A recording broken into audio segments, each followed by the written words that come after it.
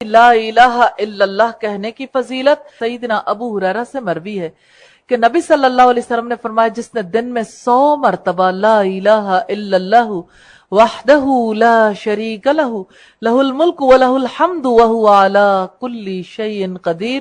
اللہ کے سوا کوئی معبود برحق نہیں، اس کا کوئی شریک نہیں، اس کی بادشاہی ہے اور اس کے لیے تمام تعریفات ہیں اور وہی ہر چیز پر قادر ہے۔ اس نے یہ پڑھا اسے 10 غلام آزاد کرنے کا ثواب ملے گا،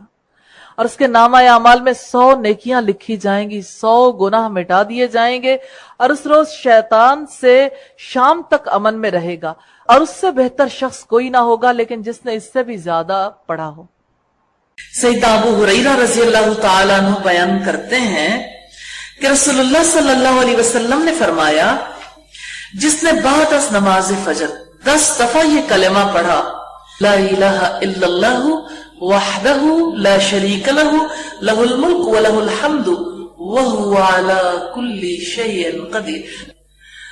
تو اللہ تعالیٰ اس کے لیے 10 نیکیاں لکھے گا، 10 برائیاں معاف کرے گا، اس کے 10 درجے بلند کرے گا،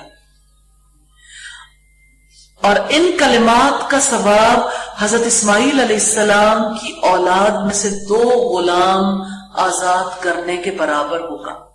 اگر شام کو بھی اسی طرح پڑھے تو یہی اجر و ثواب ملے گا۔ یہ کلمات صبح تک اس کے لیے شیطان سے حفاظت ثابت ہوں گے۔ سبحان اللہ۔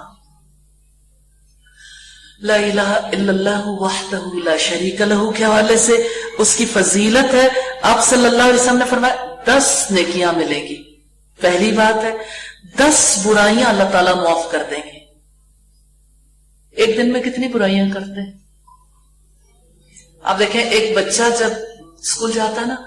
تو لیڈ پینسل سے کام کرتا ہے تاکہ اریز کیا جا سکے، تو اللہ تعالیٰ نے برائیاں اریز کرنے کا سسٹم بنا رکھا ہے۔ ذکر کہ اللہ کا ذکر کریں، اس سے 10 برائیاں محو کر دی جائیں گی، مٹا دی جائیں گی، 10 درجات بلند ہوں گے۔ اب دیکھیں آپ یہاں ہیں نا، 10 سیڑھیاں بھی کوئی اوپر ہو تب بھی کتنی بلندی مل گئی، اور اللہ کے یہاں ایک درجہ ہماری ایک سیڑھی جتنا نہیں ہوگا،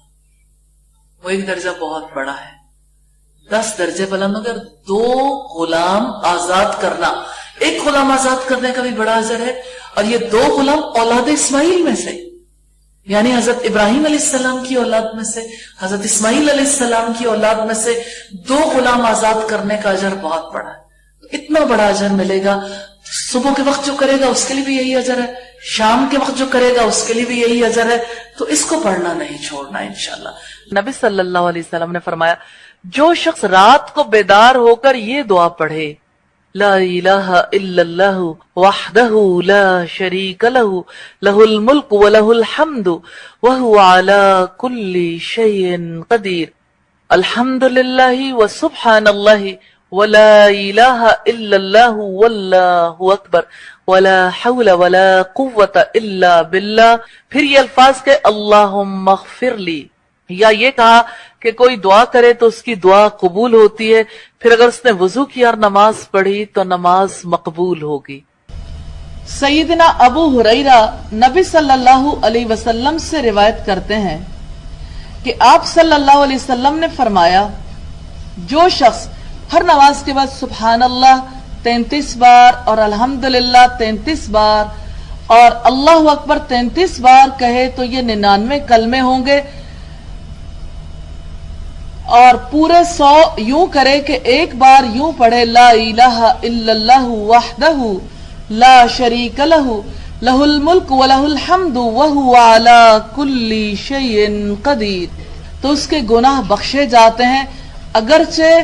دریا کی جھاگ کے برابر ہوں، یعنی بہت زیادہ ہوں، تب بھی اللہ تعالیٰ معاف کر دیتے ہیں۔ وراد جو سیدنا مغیرہ بن شعبہ کے مولا تھے، یعنی ان کے غلام تھے، کہتے ہیں کہ سیدنا مغیرہ نے سیدنا معاویہ کو لکھ بھیجا کہ رسول اللہ جب نماز پڑھ چکتے اور سلام پھیرتے تو کہتے کوئی سچا معبود نہیں سوائے اللہ کے،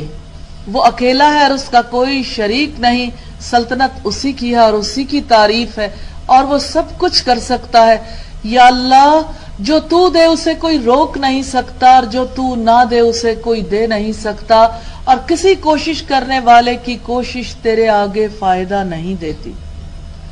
سیدنا علی رضی اللہ تعالیٰ عنہ سے روایت ہے، رسول اللہ صلی اللہ علیہ وسلم نے فرمایا سب سے افضل کلمہ وہ ہے جو میں نے اور سابقہ انبیاء نے عرفہ کے دن کی شام کو کہا، وہ یہ ہے لا الہ الا اللہ وحدہ لا شریک لہ لہ الملک ولہ الحمد وہو علی کل شیء قدیر۔ نہیں کوئی معبود برحق مگر اللہ، وہ اکیلا ہے، اس کا کوئی شریک نہیں، بادشاہت اسی کی ہے، تعریف اسی کے لیے ہے،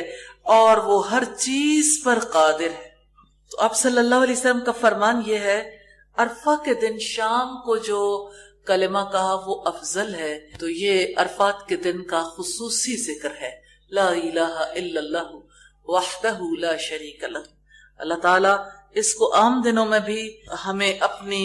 زندگی میں جاری رکھنے کی توفیق عطا فرمائے۔